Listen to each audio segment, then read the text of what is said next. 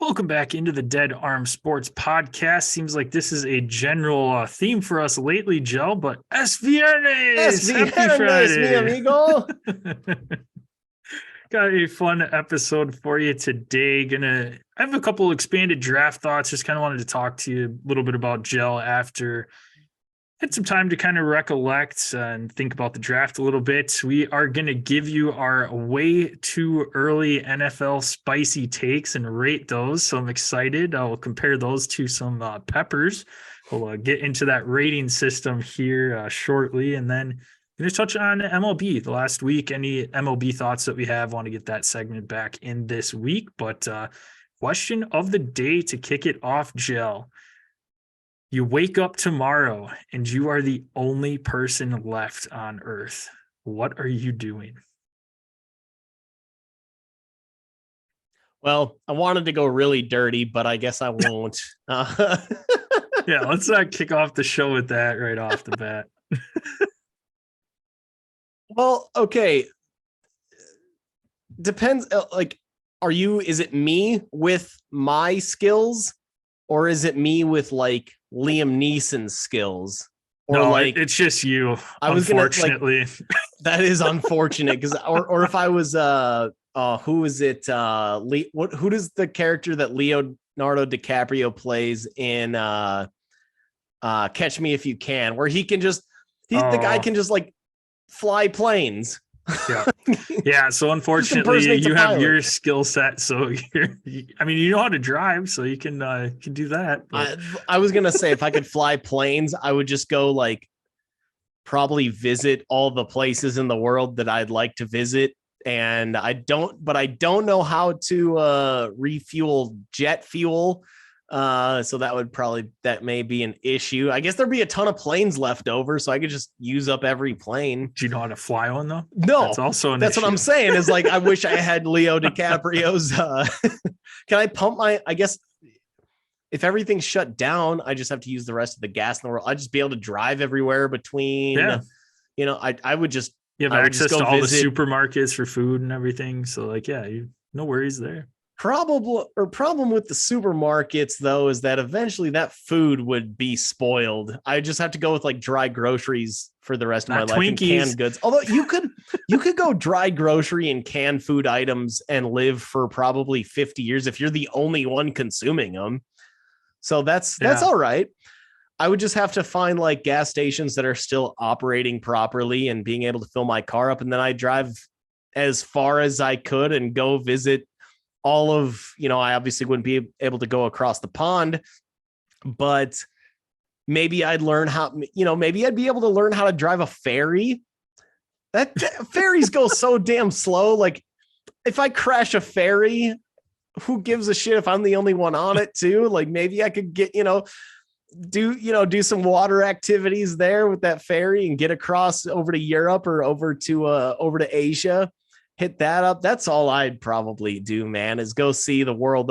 It would suck to go see that there was an apocalypse and like everyone died everywhere, but at least I could, I go see the Grand Canyon. I go see, I go to like Machu Picchu. I go see the beautiful buildings in Dubai, all that kind of stuff. If I could, as long as I can figure out how to operate a boat, I'd probably just say, hey, get me on a cruise ship. So that I'd be like captaining. I just get the cruise ship into like cruise control, and then I go like hit the pool or something. I could just imagine you two being like, yeah, I need to hit land, and you literally just hit land because you That's can't what stop I'm saying. it. You're just like, yep, we're gonna crash this baby on the beach. We made it. We're in Miami. Land ho.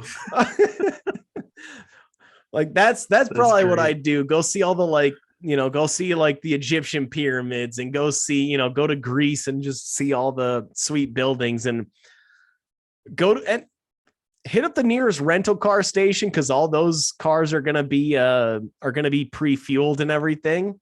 So hit up a rental car station and drive until either I run out of gas or I don't know, whatever. Can't really call an Uber in case I get stranded. But that's probably that's all I do. I don't know. What else is there to do? other than go see everything, and hopefully I'd still have my dog with me and just go hit up the world. Yeah. Well, you obviously didn't know this question prior, but what I'm going to do is I'm going to hop in my car and I'm going to hit the road just like you did. I'm going to make a stop in Kentucky, pick up some nice bourbons that I can't find in local liquor stores at all. And then I'm going to hit Augusta National and play 18 holes. Good call. There is no one there to stop me. I am going to play the shit out of that course until the grass grows or I don't feel like mowing it anymore. So that would be what I would do. Hit up some of the golf courses around the country that you don't normally get to play. But again, you run into that issue of maintenance and not being able to play them after a little bit. But, well, so you could go to like, I would think ideally you go start in like, yes, I guess Augusta would probably be that makes sense to be the first place that you hit up. And then once things kind of get a little too overgrown, if you don't feel like maintaining the course for yourself, that's when you go hit up like the desert courses where, where out in Arizona, it's not going to grow as fast or anything like that. So you go there. And then I don't know what you do after that, but right. Maintain a course, your home course or whatever, which Augusta would be a nice home course. But you wonder too, if it was just you mowing, you're just mowing. Did you even get to play? Like by the time you get through all 18 holes mowing, it's time to start over. That would be the annoying part. Like unless that's what I'm saying. I don't know how long greens that was. And then like cut the fairways like once a week or something. Probably. Like that would probably work. But and like if shit goes into the rough, it's like, okay, lost ball. Guess I'm gonna go to the pro shop and then reload. That's the only thing is maybe you arrive like early one morning, you grab the mower, you cut the fairways. Maybe you do like, the first, or maybe you go like a tractor width wide in the rough, and then you touch on the greens. I guess probably at least to be like kind of like time efficient. Maybe your like round is over like a 5-day stretch where you mow a hole, play a hole, mow a hole, play a hole. You could probably do 6 one morning, play 6. That's a lot. Yeah. That feels like a lot. Unless if you just screw the rough, you could probably get it done though. But again, it's but no, I'd at least get a good round in. Although it'd take me a day and a half probably to get down there, so it'd probably be a little fuzzy greens at least. But, whatever. Who cares? Dude, we're used to playing at munis and shit. Anyways, the greens are never A1. So what? For me at least, dude. So I played last weekend, and most of these greens, they were very recently punched. They were just coated in sand. And there were just random spots. There were random spots where like the grass was like super shallow, like super short, and others where it was, kind of like a 1/4 inch long. And it's like, how am I supposed to putt on this? Like, I don't even know how to gauge any speed. Like, is what I see over there actually like a ridge, or is it just like a 1 foot strip of long grass? So that was a little infuriating, but I finished off the day last weekend, birdie on a par 3, 185 out, 185 par 3, hit it to about 15 feet short and nailed a 15-foot putt for my birdie. Oh boy. And then on 18, a little par action on a par 4. Or maybe it was a par 5. I think it was a 4. So good finish to the day. Nice. Good finish to the day. Played like shit for the first 16, but hey, good finish. That's all that matters. Exactly. We can be found at Dead Arm Sports, Twitter, Instagram. Check us out on Facebook at Dead Arm Sports. As always, make sure you go to YouTube. You can watch us, subscribe, click the bell there. That way you know when our live episodes drop. They have a nice chat function on the side. Ask us any questions there during our live feed. We do keep an eye on that. We'll answer your question, or else we will either, if we like it, maybe use it for another segment or hit you back with the answer to that. Gel can be found at DasGel. That's at DasJel. I can be found at DasJPEC. That's at DasJPEC. Give us both a follow. Of course, we are also at Dead Arm Sports on all our Instagram, Facebook, Twitter accounts. And subscribe, rate, and review the podcast on your favorite listening platform. If you write us a written review, make sure you screenshot that, send it to us, and we will get you some Dead Arm Sports swag sent your way.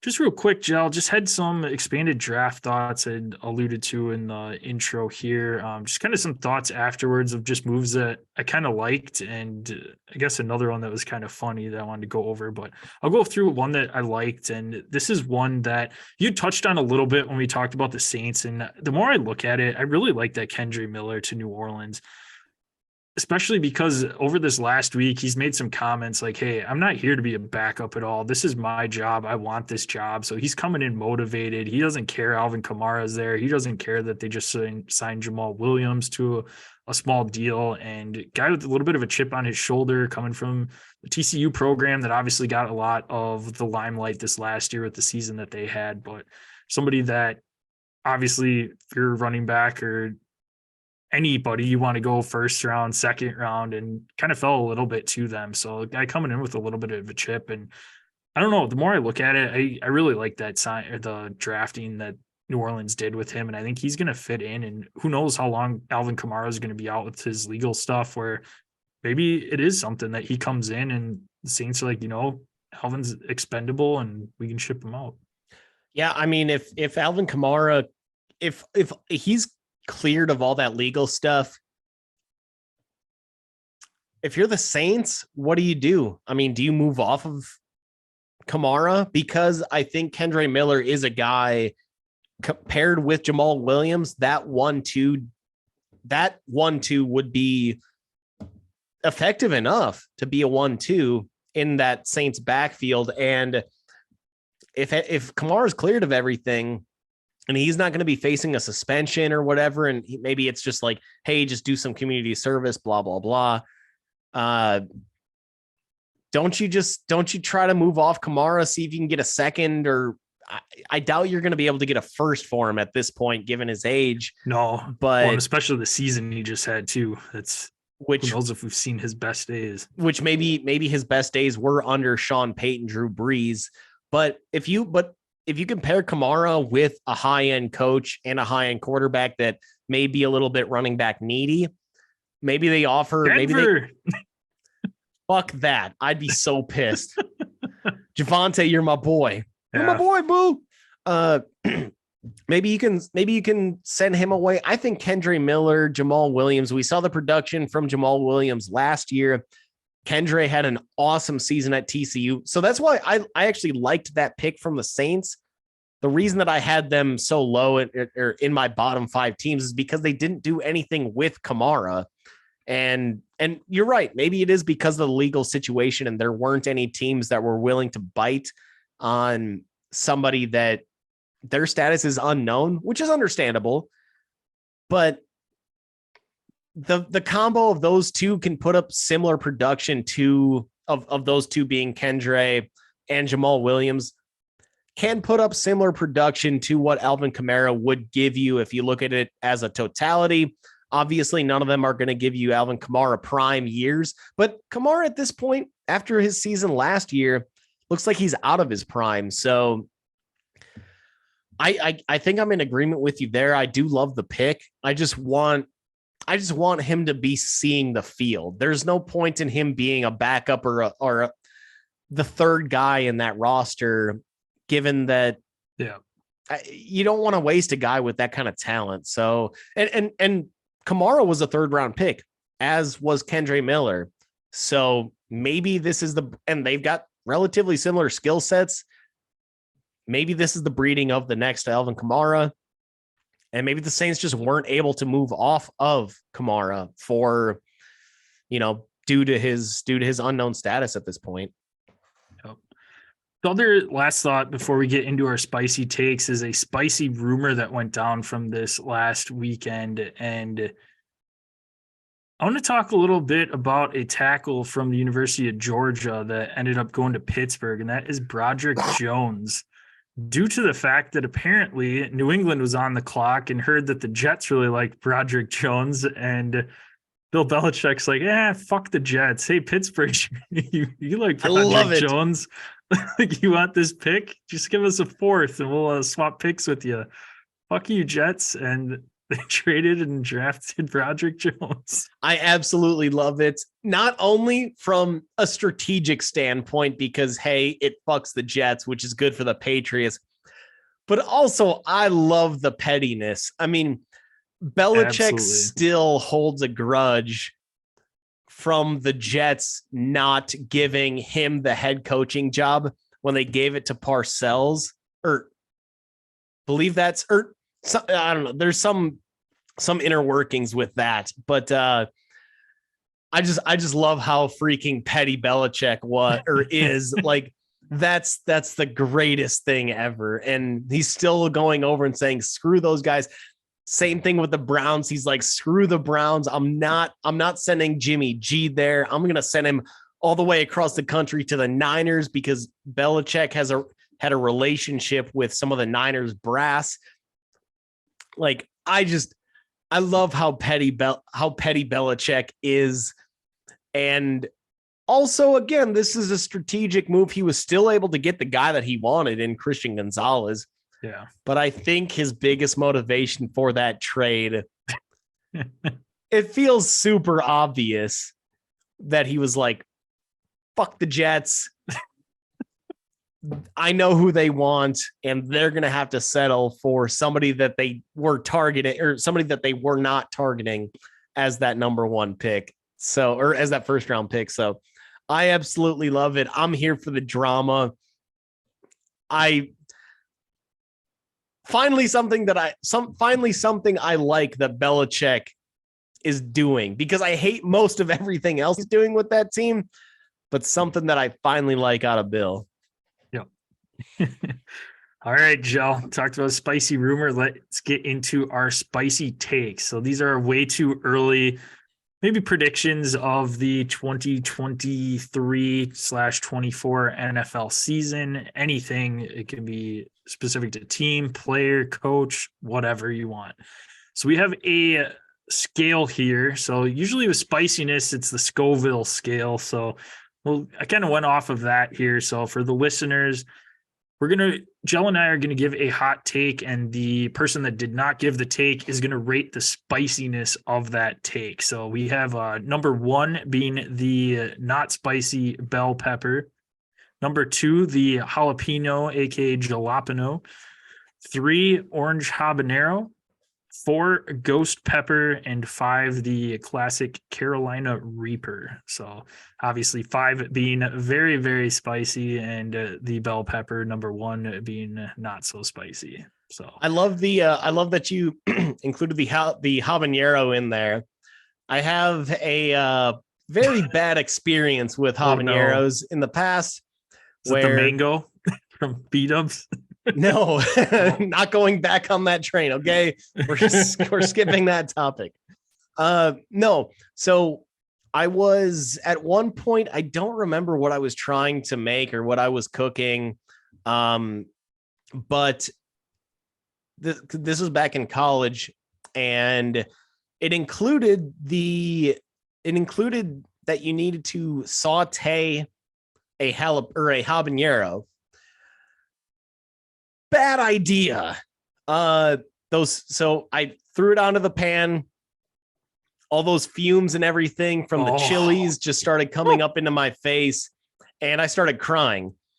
And I made the horrible mistake of not washing my hands before I did this. No. But I rubbed my eyes, and then I started, snot started dripping. I'm rubbing my nose, and my whole face, my entire head was just on fire. And I had to just shut off the burner and go take a shower to try to flush everything, just flush my face. You didn't have one of those like flushers from the science rooms back in high school? Not, you could just like the eye wash station and just pull the ripcord down. not on hand. That would have actually been really handy there. But I was like, I can't do it. And I don't know how to flush a whole face.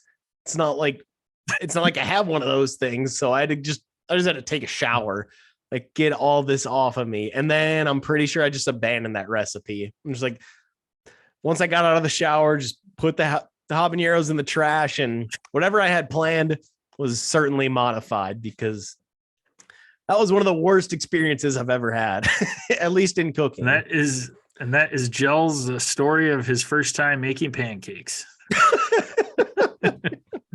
Habanero maple syrup infused. That would be really nice with some with chicken and waffles. Yeah. Let's go. All right. Let's go. Look for us to open up a Dead Arm Sports restaurant in the near future, folks. Damn Skippy.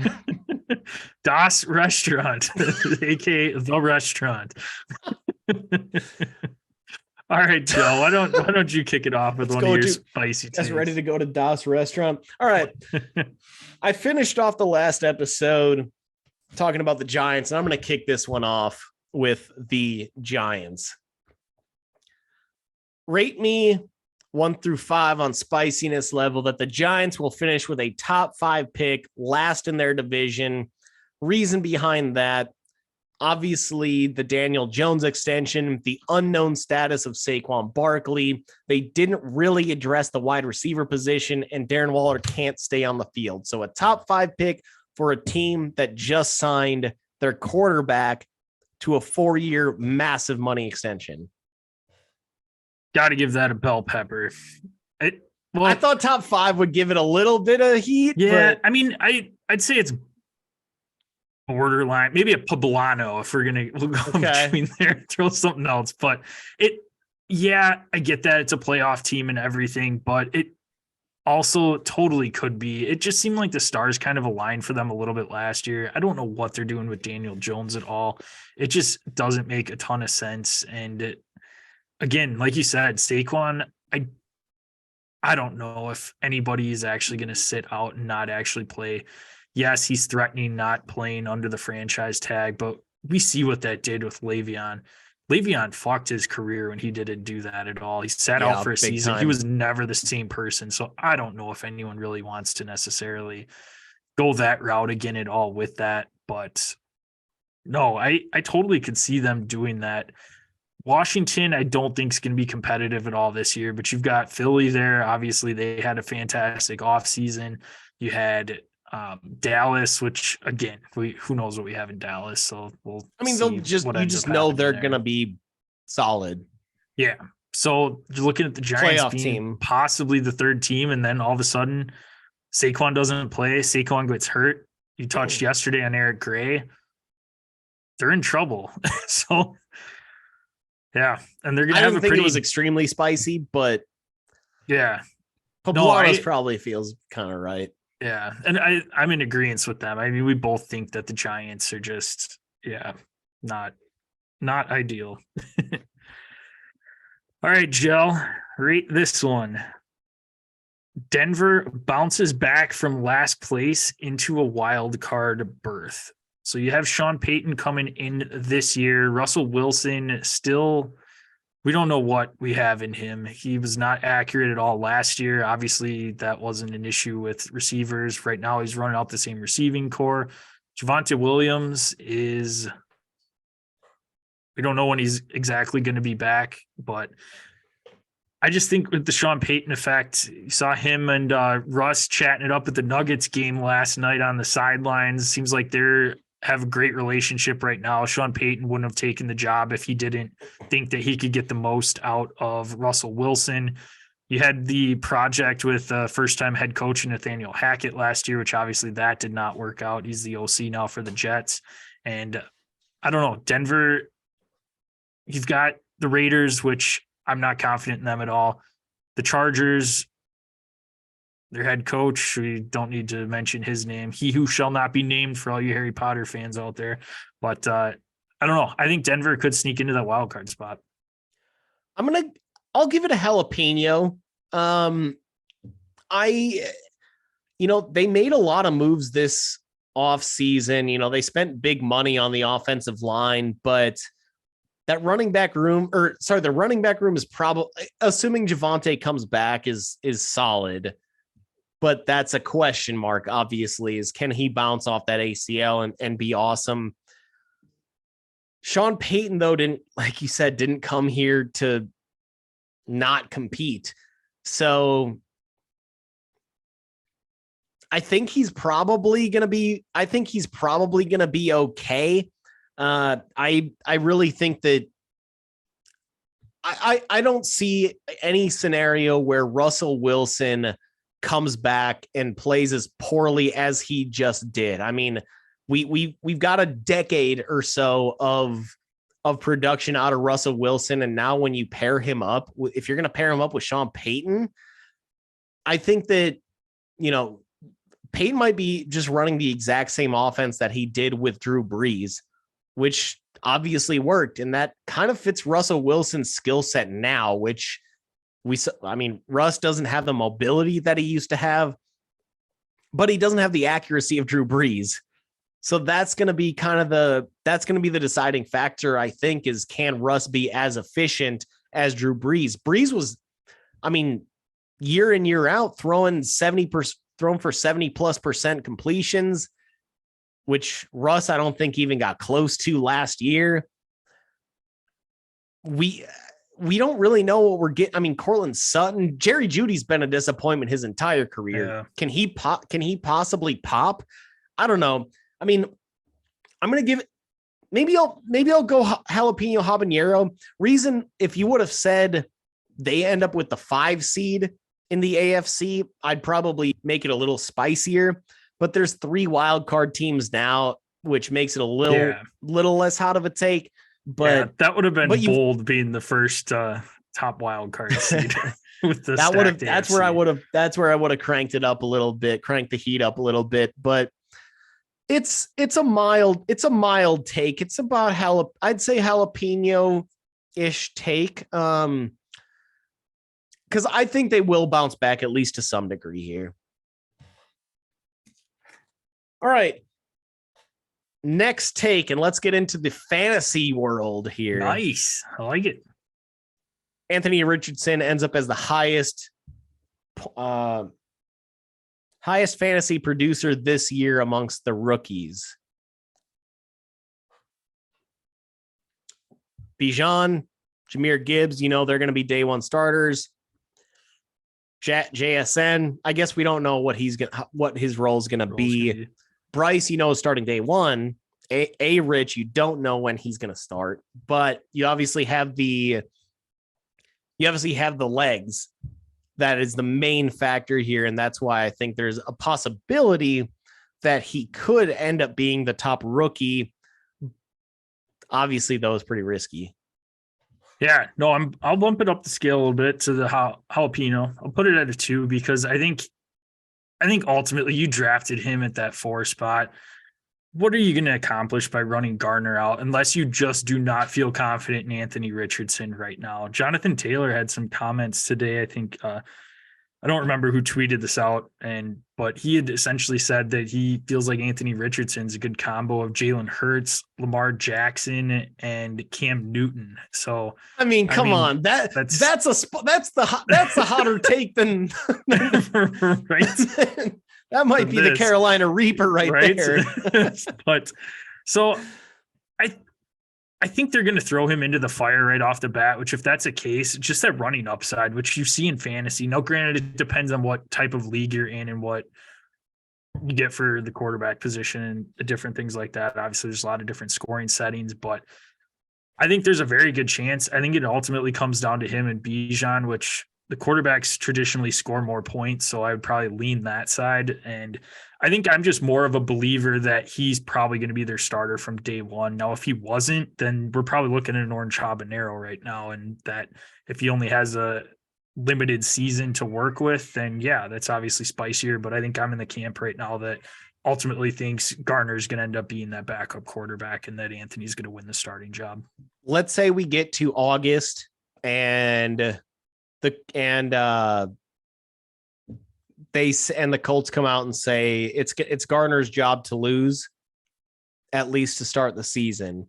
And or they say, hey, Richardson's first start isn't going to be till week 3 at the earliest. How does that change? Would that change your opinion here I'd bump on it up his to possibilities? A 3 then. Yeah, if he's not the starter opening day, then I would definitely bump it up to a 3. Yeah, we'll have to revisit these, I guess, probably when we get a little closer. Yeah, maybe break Spicy Takes 2.0 when we get a little closer. Well, Joe, I'm going to take your spicy take of Anthony Richardson and bump it up a notch here. I'm going to say Anthony Richardson proves doubters wrong en route to Rookie of the Year on the offensive side of the ball and a Colts playoff berth. Ooh. You got a full, healthy Jonathan Taylor this year coming off surgery, says he feels good. I think Michael Pittman's going to be a good combo there for him. Anthony Richardson kind of brings an entirely different dynamic to this Colts offense with his rushing ability. You've got the Eagles OC coming over that worked with Jalen Hurts, obviously knows how to handle a rushing quarterback with a similar skill set. And it's a fairly weak AFC South outside of the Jags. I'm not putting the Colts in that top spot, but Tennessee's down, and I see them kind of in a downward spiral right now. Houston, yeah, they're on the up and up, but I still think they're a ways away from being in the playoff talks at all. And the Colts are just a couple of years removed from being semi-relevant with Phillip Rivers, Carson Wentz as their quarterbacks. And if Anthony Richardson's able to put up a Rookie of the Year season, I think they're a playoff team. I'm debating on a habanero and a ghost pepper here. Ooh, and the key here is the second part of this that you mentioned. I think I'm going to go ghost pepper. Okay. I went Anthony Richards. I thought you were going to leave it at Anthony Richardson as Rookie of the Year. I think that's extremely possible. I mean, if he starts day one, he's going to be putting up mad numbers, and ultimately these, like, the writers that vote on this, they're going to see those numbers, the combination of rushing yards, and even if his passing yards aren't, off the charts, they're going to see those rushing yards. They're going to see the total combined yards and be turned on by that. So I would have said probably like jalapeno to habanero if you just left it at that. But playoff team, I think that turns it up possibly into a ghost pepper, because you've got the Jets that are going to be, you got the Jets, the Dolphins that are going to be fighting for a wild card. I might go. I almost want to go Carolina Reaper. Blow your load right now. Look at this AFC here. Yeah. You've got, okay, all these teams are going to be fighting for a playoff spots. Bills, I mean, I don't think we're going to take the Patriots seriously. I think they might finish last in that division. So let's go Bills, Jets, Dolphins. That's 3 teams. That's 2 wild card spots. You've got the Jags that I think we can say are going to win the division. So you're going to put the Cardinals or the Colts in there. Now we're at 5 playoff teams and only halfway through the AFC. The North, Ravens, Steelers, Bengals, Browns are all going to be trying to get. Bengals are going to win that division most likely. Those other 3 teams in that division are going to be trying and are viable for a wild card spot. And then the AFC West, the Chiefs and Chargers, Raiders aren't going to be competing, and the Broncos, we were just talking about them. So is that 14? You have almost the entire AFC that's like competing for a wild card spot. So I am going to turn this up to a Carolina Reaper because you added in that last piece of the Colts making a wild card spot. Roster as a whole is okay. I mean, it's pretty old. Michael Pittman, to me, showed that he's not a number one receiver, but he has had crappy quarterback play in the past. But is Anthony Richardson year one going to make Michael Pittman more awesome as a receiver? I don't think so. Yes, you've got a healthy Jonathan Taylor, Quentin Nelson still there, but I got a lot of question marks about that roster beyond Jonathan Taylor and Quentin Nelson. Basically, Carolina Reaper. I think that's because you added that they're gonna also make a wild card spot. Sounds good. All right, my third spicy take, and this is completely due to a report that I heard today. The Packers finish with a top 3 pick next year. Jordan Love is in year 4. And according to Diana Rossini of ESPN, they are internally preaching patience for Jordan Love within the organization. Quote, that's what you want to hear. That's not good.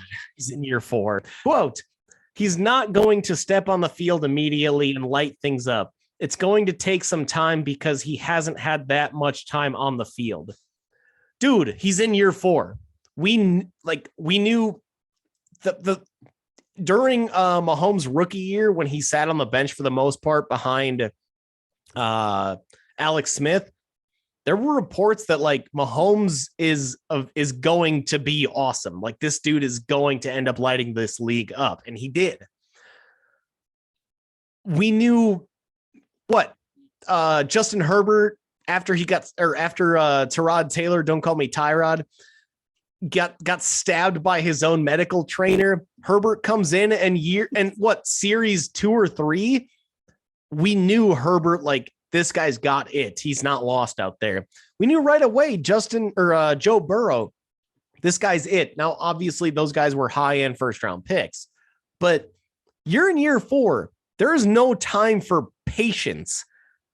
If I had 4 years of golf lessons and I'm still the player that I am today, and I'm still shanking balls into Narnia, I'm sorry, I'm not going to be the next Tiger Woods. So if you still have doubt going into year 4 of Jordan Love and preaching patience, that's a major red flag.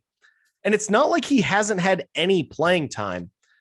Over his career, 157 career snaps, 60% completion percentage, 3 touchdowns, 3 picks, and a 79.7 passer rating. And he led the country in picks his last year at Utah State. I'm trying to have some upside here and thinking, hey, we're off Rodgers. Jordan Love has been in the system for this long. Like he's ready to take over. But if they're talking about let's preach patience with this guy, how much more patient can we be? If you're the Packers, how can we still be patient? And if we have to be patient and still let Jordan Love develop, that's bad as fuck news if you're a Packer fan. So top 3 pick next year. And I'm basing this take totally off this report. Why is this report out even in the first place? Who leaked this? Who said this to Diana Rossini? Was it like somebody within the building and is saying, let's preach patience, AKA to me, this guy still is not ready to be a starting quarterback in the NFL. That's a red flag. That's the reddest of red flags to me. Well, my mouth's burning right now, Joe. I've got this as a ghost pepper of 4. The only reason I have it up that high is just because I think there's so many teams that are worse than what the Packers right now roster looks like. Yeah, Jordan Love is a huge question mark. And I think that obviously if the Packers were comfortable with him, they would have picked up his 5th-year option. They would have signed him to an extension. They would have done something else other than I guess they did sign him to an extension, but essentially it helps them from getting out of his contract after this year if he's not good. And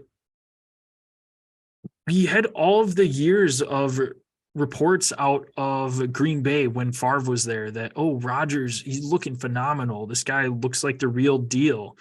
He looks like he can sling the ball around. We saw Rodgers in preseason games just on fire. And you could see that, okay, like Green Bay needs to move on from Favre here because Rodgers looks like he's going to be the real deal.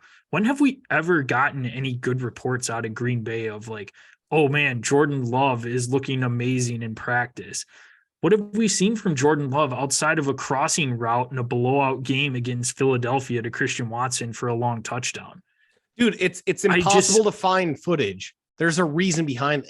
If this guy was next level, you'd be seeing them sending out practice footage exactly for days. I mean, he was a healthy scratch his entire rookie season, and they didn't have anybody to write home about as Rodgers' backup. So, no, I think, like I said, I'm not a believer in Jordan Love. You can call me a Homer Bear fan, whatever. But the only reason I have this as a 4 is that defense. You still have solid pieces there. You've got a winnable NFC North. Yes, you got the Vikings and Detroit, which are up and coming teams, but they're teams that Kirk Cousins can't play during prime time. Detroit hasn't had a lot of success lately, so we'll see how they handle the pressure of being a solid team and winning games. And the Bears, who knows? They're still a couple years from being competitive and looking at the playoffs, but you've just have a really weak NFC South. You've got the Cardinals. I mean, you've got Houston, Tennessee that I don't think are going to be that great. You've got Washington. So I think as a top 3 pick, and we're just talking the Packers pick, right? Not Rodgers gets hurt and the Jets end up as with them. No. First pick, but well, I guess if he got hurt, hurt, he still has to hit the rounder 6. at that point. True. So, but no, I think it's fairly spicy for that. But if you would have just left it as like a top 5, top 10, I think top 10 might have been a bell pepper. If I said top 10, I would have said that's a bell pepper. Top 5, probably. Yep. Reasonable. Yep. All right, Joel, see what you think of this one. Every team in the AFC East will be above 500 except for the Patriots. That's a bell pepper. Well, God. It's hard to be above 500 there. You've got 3 teams that are competing. The Bills should win that division, but the Jets, Miami, you're probably going to split and be fighting it out. And it's a tough AFC too. The only factor here is Tua's health. I still say if Tua's Rodgers is not, I don't see Rodgers finishing below 500. I don't see a full season of Tua, Miami being below 500. So I guess I'll go one notch up and I'll go jalapeno just because of the Tua health factor. But I'm not saying you're going to get 3 playoff teams here, but I could see the Jets and Miami both finishing around that 9 and 8 spot, which again, at that point you're splitting hairs. I'll go jalapeno. What team would you say would finish below 500 in that division outside of New England? If you're going to make a pick here, do you see that newly motivated Rodgers with the Jets finishing 8-9 or worse, or Miami? It's got to be Miami. That Jets defense is going to be nuts. They're nasty, man. They're so nasty. And then you throw Rodgers into the mix. I think, like you said, he's going to be highly motivated, and hopefully you have a healthy Breece Hall to start off the season. And just with the pieces that they've added in the wide receiver room, you've got all the rapport he has with Allen Lazard, Randall Cobb. Granted, they're whatever, it's Rodgers' buddies, but Garrett Wilson should have a huge uptick. I mean, I don't see the Jets being below 500 outside of a major injury, which more than likely would have to be Rodgers and Zach Wilson coming in, but it's got to be Miami with Tua. If Tua goes down, I don't know. It'll be interesting to see what ends up happening there. But again, what are the odds we get a full season from Tua? Well, right now the Dolphins are slated in Vegas at 9.5 wins. So a game and a half above. Well, there is no 500 right now, I guess. So basically a game over 500. If you say 8.5 would be the 500 marker. So I'll give it a jalapeno. I can't see the Jets or the Dolphins. Again, healthy Tua. That's the only factor here. All right.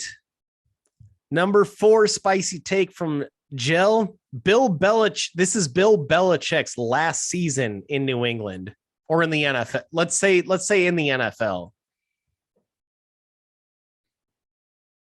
Ooh. He's had issues with Mac Jones.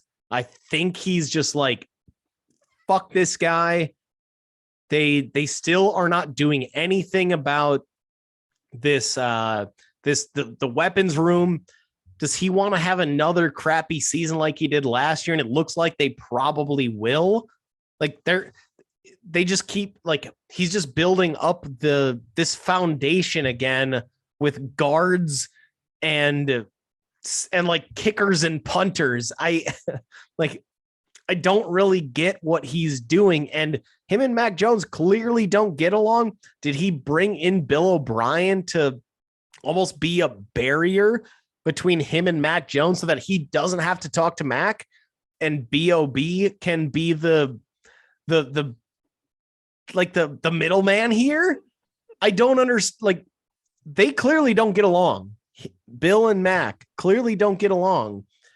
At some point, Robert Kraft is going to be like, dude, since Tom left, you brought in a washed up Cam Newton. You drafted Mac and you drafted him in the first round. And instead of embracing him, you just took Bailey Zappi and we're talking about, hey, let's make like thinking Bailey Zappi could be could be the starting quarterback. So if you don't like, he doesn't have a franchise quarterback that he believes in pretty clearly.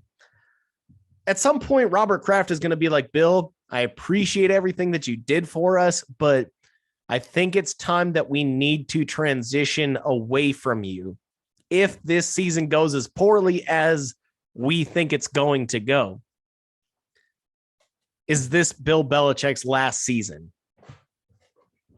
I got this at the ghost pepper level right now, just because I don't know. Robert Kraft seems like he's the type to just kind of hang on for a little bit too long at this point. And I think Bill Belichick, he's not going to walk away at this point because all the critics out there, including me right now, are going to say that, what have you done since Tom Brady left? Is your success?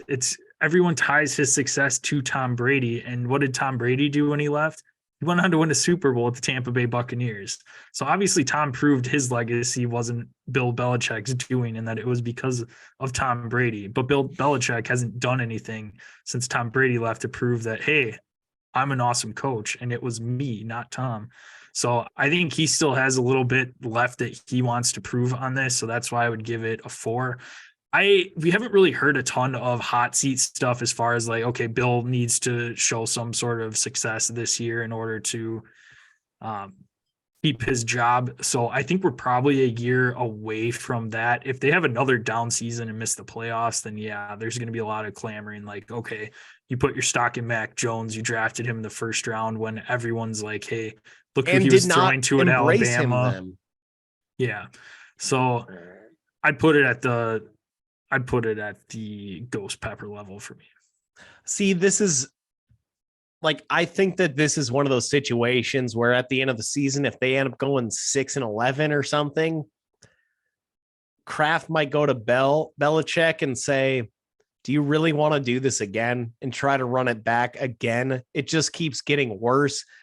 And it could be one of those like quote unquote mutual parting of ways. That's kind of what I see. I see that as a realistic possibility, but we'll see. My fourth one is Tampa Bay. Tampa Bay. will win enough games to be in quarterback purgatory for yet another season, missing out on probably the big three quarterbacks in next year, and Caleb Williams, Drake May, throw Quinn Ewers, Bo Nix, whoever you want into the mix there, Michael Penix. Bo Nix? Is Bo Nix getting looked at that high as a first? I don't know about it.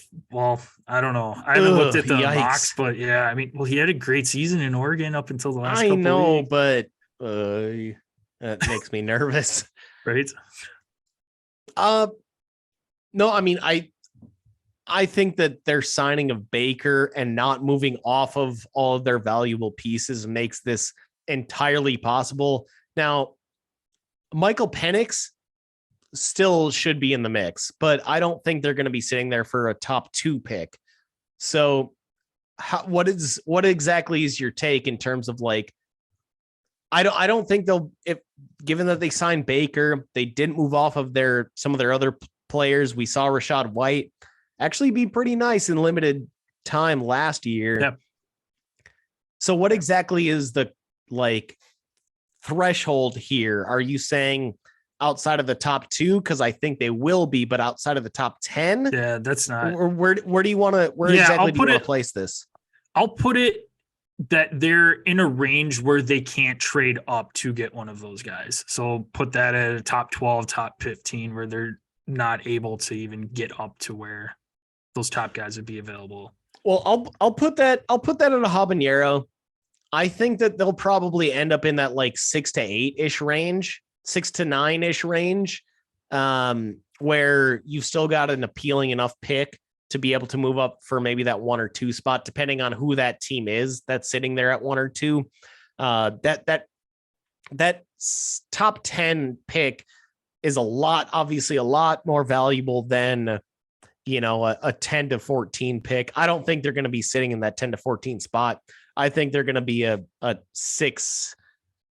I think they probably end up going like 5 and 12, 6 and 11, which may be bad enough to be fall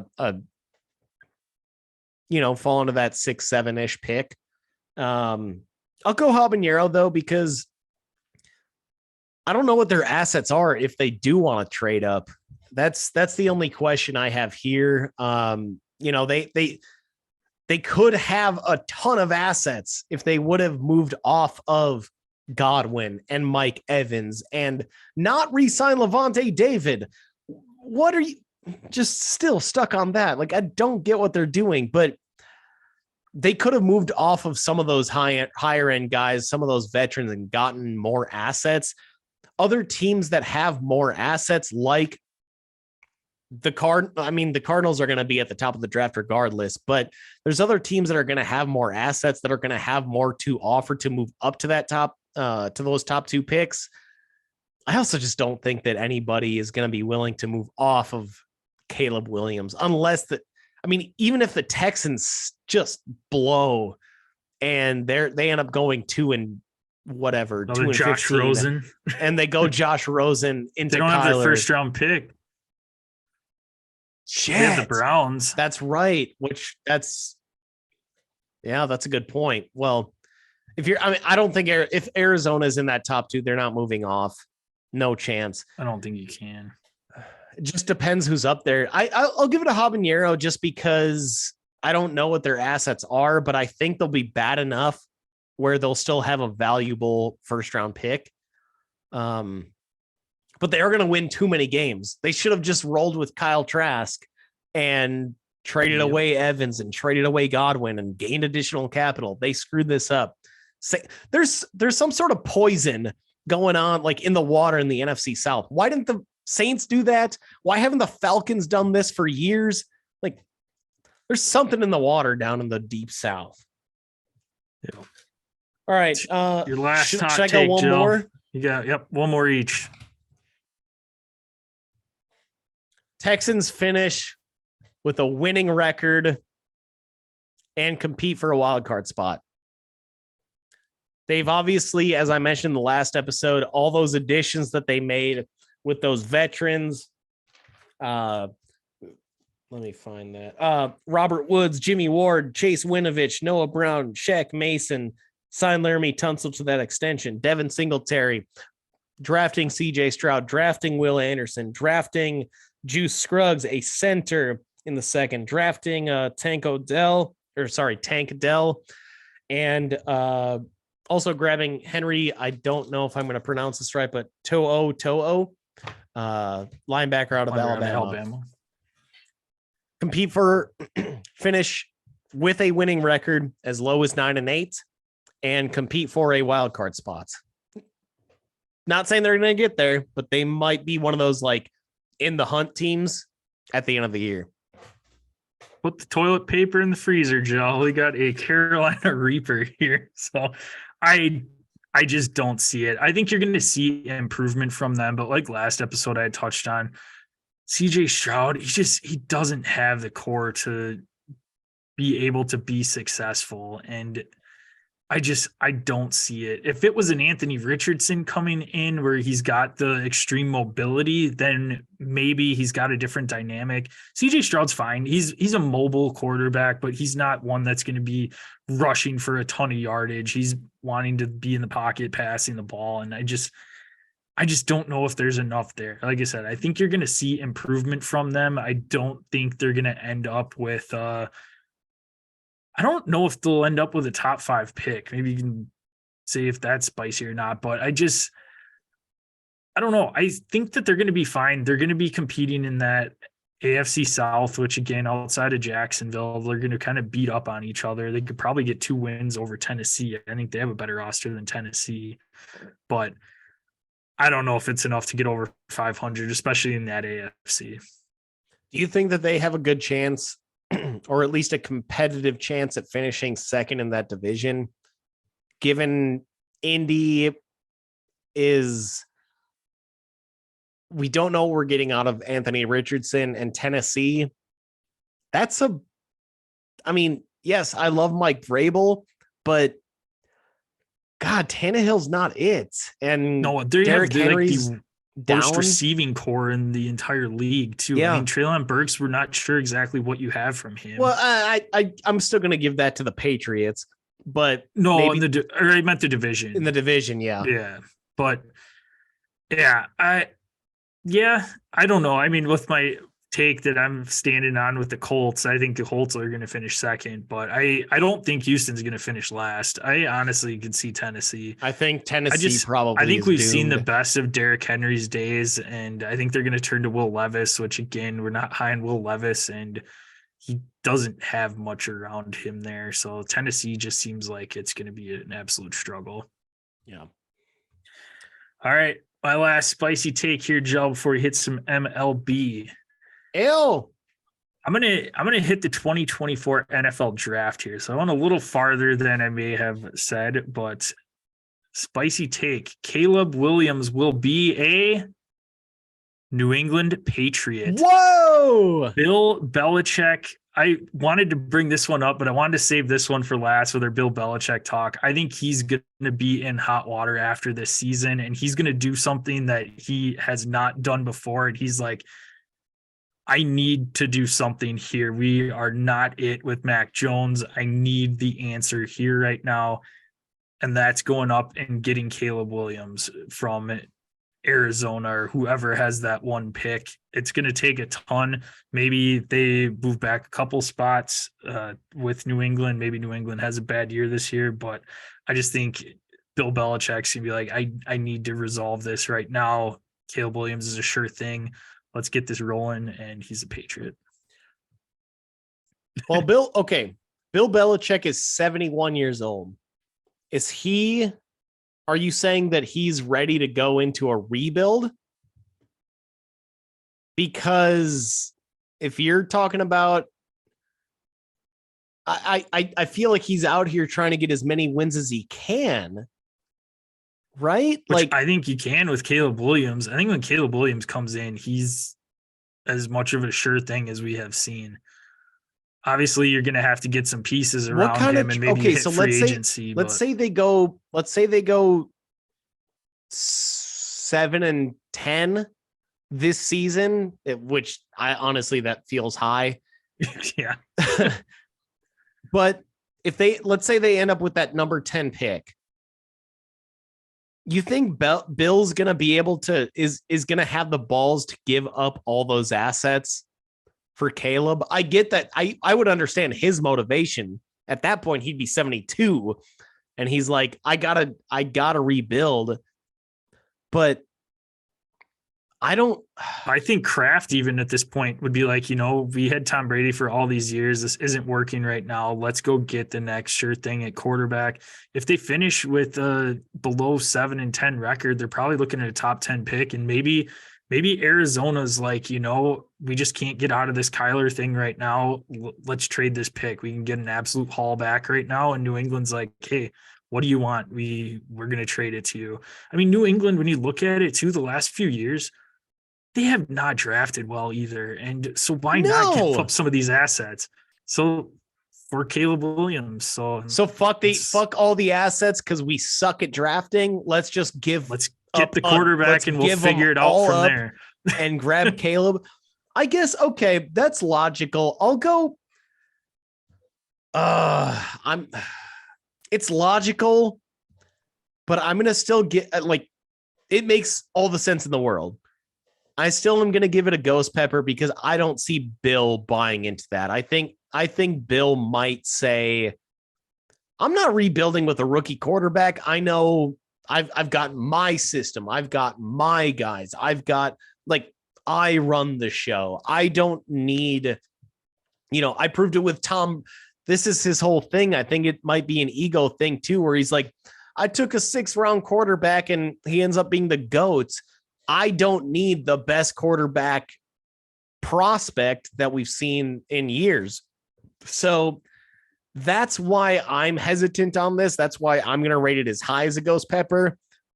Logically, if Bill weren't there, now let me flip this on you and we'll combine two of our takes here.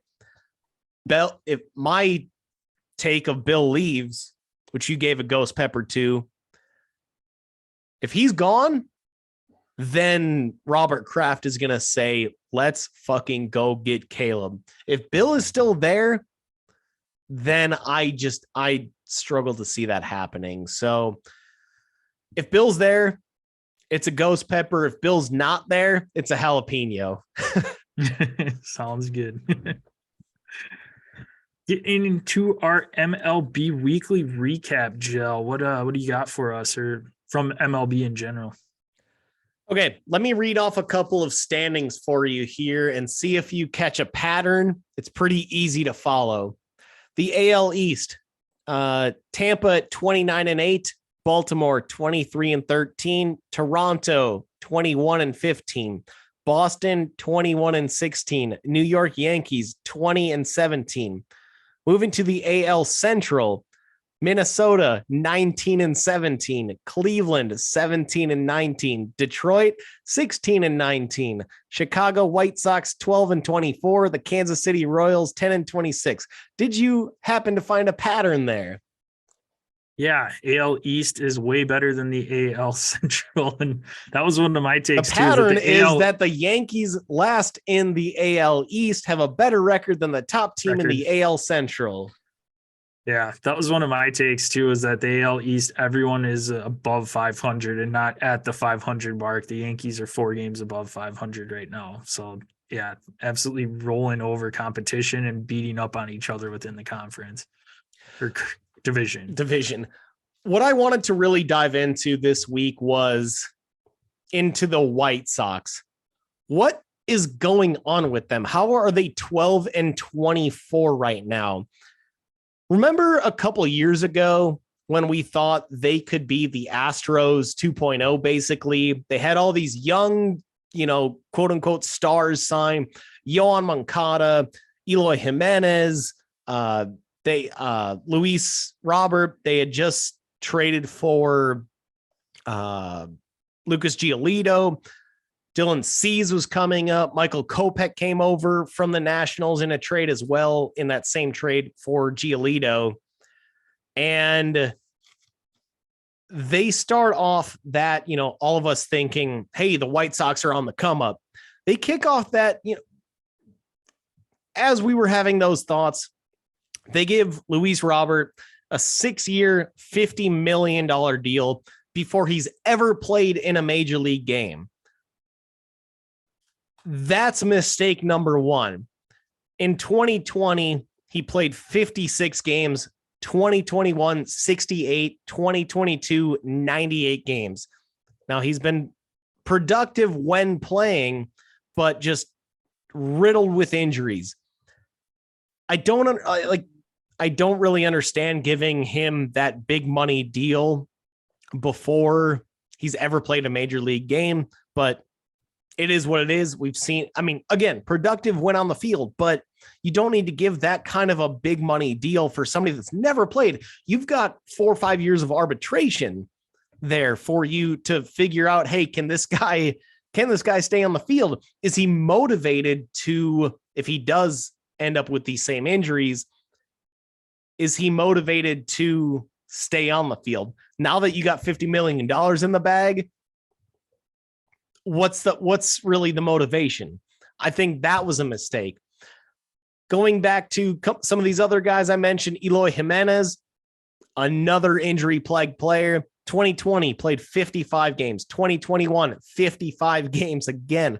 2022, 84 games, and he's currently on the DL, missed time this year. And then Yohan Moncada, who was supposed to be the big piece coming back in the Chris Sale trade to the Red Sox, he's currently on the DL, and his numbers, last year he hit 212, 12 bombs, and that's over 104 games. So that's not a small sample size. That's not battling injuries. 104 games, yes, you obviously want something closer to 140, but still only 12 bombs. It's none of these guys have really panned out as they had expected. Moncada's been on the White Sox now for 6 years, not including this season. And he had one season where he hit over 300. Otherwise, his 2020 season hitting 225. This is over. Oh, that was his shortened season. His 2018 season, 217 strikeouts, led the league, hit 235. I know that was a while ago, but he's never really improved on that. They tried they brought in Tony La Russa thinking that, hey, this guy, this haggard old man is going to be able to get these guys in line. He's obviously got a track record of winning multiple titles with the Cardinals. That didn't work. They bring in a new manager this season, and it's an absolute disaster with a 12-24 record. What the hell's going on with the White Sox? They're too talented, but also extremely injury prone. Did they give too much money to these youngsters before they had earned anything? I think Luis Robert is the number one candidate to say, why do we give this guy $50 million when we could have been paying him $4 million in arbitration for his first couple of years in the majors? I don't know why.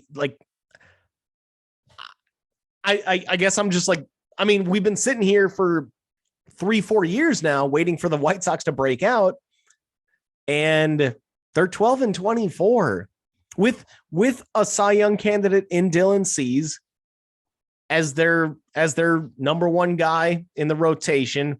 Giolito is fine. What's going on with this team? How have they not ever broken out?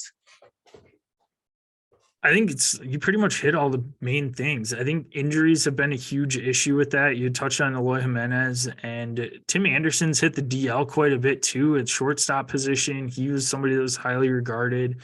Tim Anderson's, I like TA though. He's nice. Sure. Absolutely. But again, injury prone. And honestly, we saw that team on kind of the rise, and everyone thought that they were going to be the hot new team. And then they went and hired Tony La Russa, somebody that was just completely out of touch with young players and was just an absolute mistake that I really think hampered a lot of these young guys' development.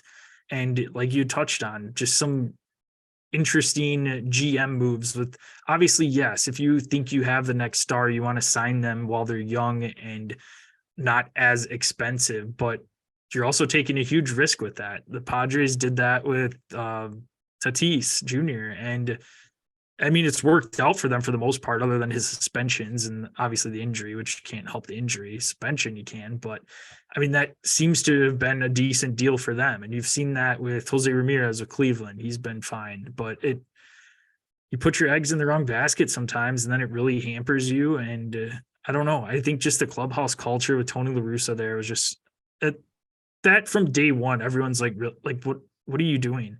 If you have like a team that's a huge, like, no sense. If you have a team that's like a bunch of veterans, like older guys, blah, blah, blah, whatever, then I have no issue with that. But when you have a bunch of young prospects and everything, Tony La Russa just made absolutely no sense. And I think that ultimately is what is hampering them now. And they're at the point now where it's like, okay, I don't think the core that we have right now that this is going to end up working. I think they're going to be looking at infusing some young talent through the draft and kind of offloading some of these guys. I mean, at this point, I kind of feel like that's the only move to make if you want to continue, if you want to try to, like, is rebuild out of the question here? This core, even though it's still young, you have maybe the individuals still have value, but I think all these young quote unquote stars together, that may be the issue, is that you just got all these high money young dudes that haven't really proven themselves making a shit ton of money. This is the downside of paying there's obviously upside in theory of paying your young guys early so that you can buy out some of their free agency years, like what the Braves have done. But what the Braves have done is do it with guys that have proven it and played really well. Austin Riley, giving him an 8-year deal. Acuna, giving him a massive deal. Those are guys that have proven themselves on the major league level. They're giving out these contracts willy-nilly in Chicago to guys that haven't proven themselves. And it's like, what's their motivation to really get better? I got 50 mil in the bank. Who cares if I suck? Who cares if I take extended time on the DL or the IL, whatever. I got money. And they might come from nothing too. So it's like, hey, I got $50 million. You know how much that's worth in wherever I came from? It's a lot of money. Shit, if I had $50 million before the age of 23, I would never go to work. Fuck that. Right. I get it, but I don't know. I just feel like they built this team the wrong way. And those guys, again, they have talent. So maybe you do offload it and try to rebuild and get a ton of young assets back. Two quick hitters before we wrap it up here. Congratulations to the San Francisco Giants and New York Mets for dodging the Carlos Correa bomb, and he's currently batting $185 for the Twins. Yikes. Got booed last night in an 0-for-5 performance. And he also said post game, I'd be booing myself too. I'm not living up to my contract. Yeah. Yep. So he knows. And then the last one is fuck you, St. Louis Cardinals. Congrats on your 13 wins in last place in the NL Central. Brutal, but I fucking love it. Yes. They moved Wilson Contreras away from the catcher position, trying to spark the offense to outfield /DH. Wow. Pulling a Schwarber there. Yeah. So not great, Bob. Tells you where they're at. Do you have any word on? So Jordan Walker was obviously sent back down to AAA. Was he struggling that mightily? Yeah, after his on base streak for a while, or hit streak, I think he was not doing great. Yeah. I think pitchers started figuring him out a little bit, and so they sent him down to retune. So that's not great for our Rookie of the Year pick from our MLB preview, but still a lot of season left. We can be found at Dead Arm Sports, Twitter, Instagram. Check us out on Facebook at Dead Arm Sports. Go to YouTube at Dead Arm Sports, that search bar. Subscribe there. Click the bell. That way you know when our live episodes drop. was going to say something and I'm not going to. Don't do it. we monitor that chat. You can ask us any questions there. Otherwise, hit us up at Dead Arm Sports, at DosGel, at DosJPEG. We will answer your questions or give us some segment ideas, whatever you want. We will listen and hit you back with the answers. And then subscribe, rate, and review the podcast on your favorite listening platform. Send us a screenshot and we will swag you up. What are those platforms, Joe? Hit us up on Apple Podcasts, Spotify, iHeartRadio, and Google Pods. Make sure to subscribe, rate, and review to whatever your chosen listening platform is. Also find us on YouTube. Just search Dead Arm Sports. Subscribe there. Hit the bell so that you get alerts whenever we go live, whenever we put out any new content, any reviews, any comments, anything. We will love you forever. Big time. Well, that will wrap this up. We will be back with you next week for more Dead Arm Sports action. If you could tell somebody you know about the podcast, that would help us out greatly. We would appreciate it. Hope everyone has a great 2-day break from the work week. And Jill, close it out. So, Josh, did you hear about that actor that killed her husband? Reese, help me out. What's her name? Reese Witherspoon? No, with her fork. So dumb.